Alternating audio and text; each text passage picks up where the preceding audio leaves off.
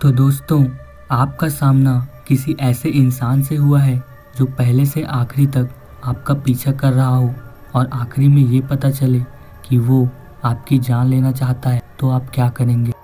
तो दोस्तों, मेरा नाम राम है और पिछले साल ही मैं 12वीं से पास आउट होकर निकला हूँ। लेकिन 2 साल पहले मेरे साथ कुछ ऐसी घटना हुई थी जिसे आज मैं आप लोगों के साथ शेयर करने वाला हूँ। तो बात उन दिनों की है जब मैं 10th क्लास में था और मैं हॉस्टल में रहकर पढ़ाई करता था। लेकिन हर गर्मी की छुट्टी मुझे घर जाने का मौका मिलता था, तो हर साल मैं गर्मी की छुट्टियों में अपने घर चला जाता था। मैं सुबह से ही बहुत ज़्यादा खुश था क्योंकि मैं घर जाने वाला था और शाम को मैं अपना सामान पैक करके बस स्टेशन के लिए निकल गया।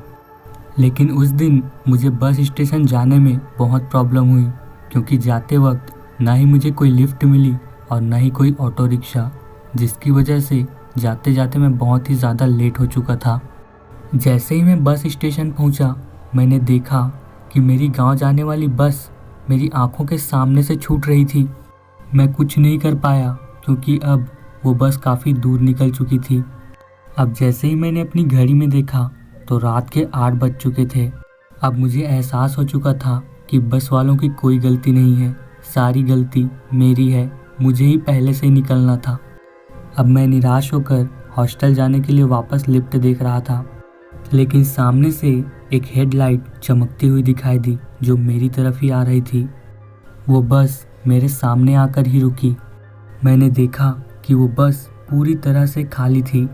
मैंने कंडक्टर से पूछा कि भैया, ये बस कहाँ जाने वाली है? तो उन्होंने भी हमारे गांव के पास वाले स्टेशन का नाम बता दिया। अब मेरे मन में एक आशा जाग चुकी थी कि मैं घर चला जाऊंगा। झटपट से मैंने एक टिकट कटाई और सीट पर जाके बैठ गया। बस लगभग 5 मिनट रुकी और जाने के लिए तैयार ही हो रही थी कि अचानक एक लेडीज़ आई और वो भी टिकट कटाकर बैठ गई। मैंने पीछे मुड़कर देखा तो वो लेडीज़ सबसे आखिरी वाली सीट पर बैठी थी। मुझे वो औरत थोड़ी अजीब सी लग रही थी क्योंकि उन्होंने अपने सिर पर एक बड़ा सा घूंघट डाल रखा था। अब बस धीरे धीरे चलती जा रही थी, लेकिन सामने एक स्टेशन पड़ता है जहाँ पे और कुछ लोग बस के अंदर चढ़ते हैं। लेकिन जैसे ही मैंने पीछे देखा, वो औरत मेरे से जस्ट पीछे वाले सीट पर आकर बैठ चुकी थी। उस समय मैं बहुत ही ज़्यादा डर चुका था, इसलिए मैं अपना ध्यान हटाने के लिए बस से बाहर खिड़की में देख रहा था। और वैसे भी मेरा स्टेशन आने ही वाला था और भैया स्टेशन पर मेरा इंतज़ार कर रहे होंगे। अब थोड़ी देर में मेरा स्टेशन आने वाला था, तो मैं अपनी सीट से उठकर जाने लगा।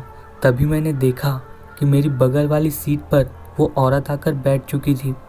फिर भी मैं बहुत हिम्मत करके वहाँ से बाहर निकला और अपना सामान उतार कर बस से नीचे उतर गया। जैसे ही मैं बस से उतरा, मैंने देखा कि पूरा इलाका सुनसान है, यहाँ तक कि वहाँ पे लाइट भी नहीं है। अब बस वापस जाने लगती है, लेकिन थोड़ी ही दूरी पर बस एक बार फिर से रुकती है और वो औरत जो मेरे बाद चढ़ी थी वो फिर से उतर जाती है।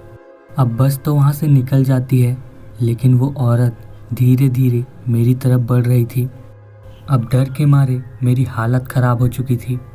लेकिन अचानक से एक बाइक की आवाज़ मेरे कानों में पड़ती है और एक रोशनी मेरी तरफ धीरे धीरे बढ़ रही थी। मैंने देखा कि गांव वाले रास्ते से मेरे भैया बाइक पे आ रहे थे। अब मैंने हिम्मत करके उस औरत की तरफ देखा, लेकिन वो औरत वहाँ से गायब हो चुकी थी। मैंने यहाँ वहाँ बहुत देखा, लेकिन वो दिखने का नाम ही नहीं ले रही थी। ऐसा लग रहा था मानो जैसे उसे पता चल चुका हो कि कोई हमारी तरफ आ रहा है, इसलिए वो वहाँ से गायब हो गई। उस रात मैं भैया के साथ बैठकर घर तो चला गया, लेकिन रात भर मैं इसी के बारे में सोच रहा था। और आज तक कभी भी जब ये घटना मेरे जहन में आती है, मेरे रोंगटे खड़े हो जाते हैं। तो गाइस, ये थी मेरे साथ घटी एक डरावनी घटना।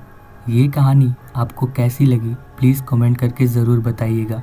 अगर इस तरह की कहानियाँ आपके पास है तो आप मेरे साथ शेयर कर सकते हैं और मैं इस कहानी में या इसी तरह की कहानी में आपका नाम मेंशन करूँगा। तो thank you for watching haunted villa.